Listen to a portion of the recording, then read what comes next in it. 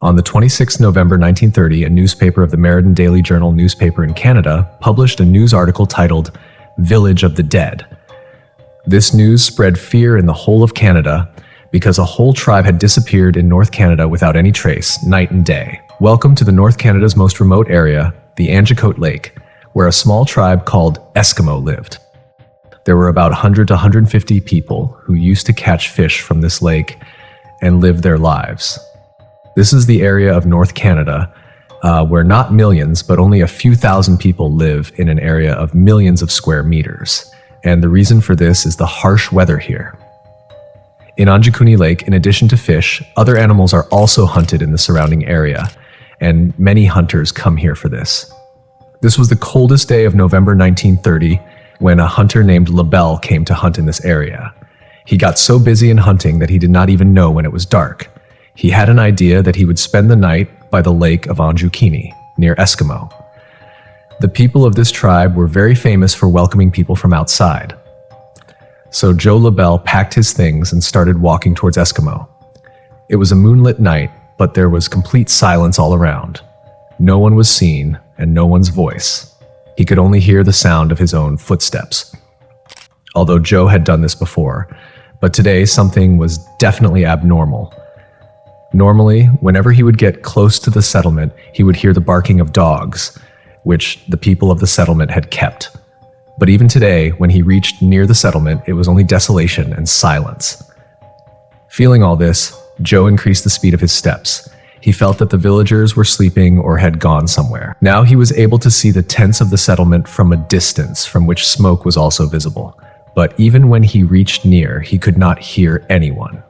Finally, when Joe LaBelle entered the house, he was surprised to see that there was no human or animal.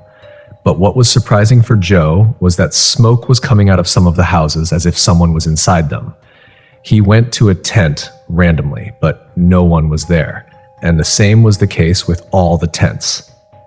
Joe might have left the place having seen all this, but there was one thing that put Joe in more trouble. In some houses, the cooking pots were on the stove, but the food was burnt in them. That is, someone had kept food for the night, but could not eat it. Even the women of the settlement who used to stitch clothes were present there, and there was thread in the needle. It seemed that the people of the settlement had suddenly left from here. But where did they go? Joe LaBelle started searching the whole settlement. He saw that the dogs that the tribe had kept had a rope tied around their neck, but the dogs were starving. Although there was food in front of the dogs, but no one to feed them was present there. At one place, he saw a grave being dug. Looking at this grave, it seemed that it had not been long since it had been dug. Seeing all this, Joe was very worried and scared. He was very scared to see all this alone at night. When people go somewhere, they always keep their dogs with them. But seeing all this, it seemed that something strange had happened here. Something strange has happened that has forced people to go somewhere suddenly. So desperate were they that they even abandoned their dogs, unable to extinguish the clothes, food, or burning fire. Joe, unable to bear this sight any longer, he quickly made his way to the nearest telegraph office. There, he contacted the Royal Canadian Mounted Police camps and reported what he had witnessed. When the police reached the village, whatever LaBelle had said was proven true. The police suspected that someone had attacked the village and killed all the people. But if this had happened, there would have been bloodstains in the village. If there was no blood, then some of the goods would have been scattered due to the beating. The police immediately started a search operation. In this search operation, a very unique thing was found, which Joe may not have noticed. The whole settlement was covered with snow, but there were no footprints on the snow.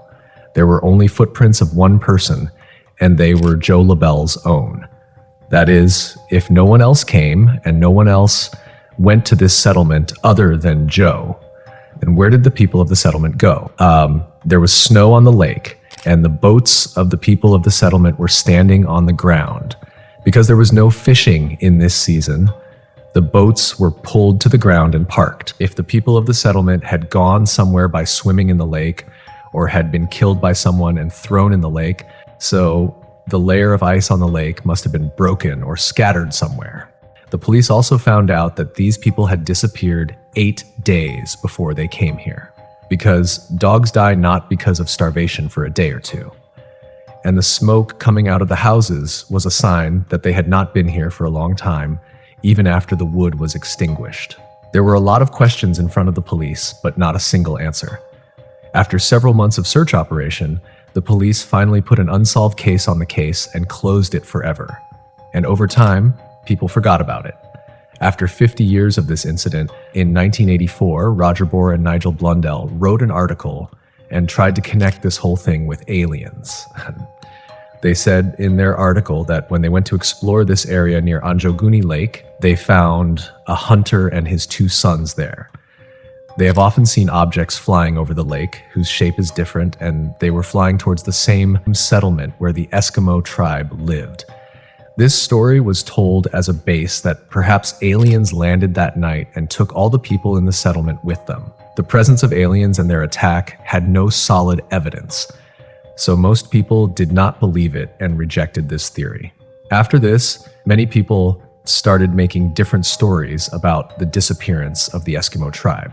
But the fact is that this incident is 100 years old, but no one has the answer to this question. Where did the people of the Anjikuni Lake settlement go without any signs? The disappearance of Eskimo tribe has been a mystery to this day. Hope you will like and share this video of Fact Frontier. Thank you for your lovely comments. See you in the next video.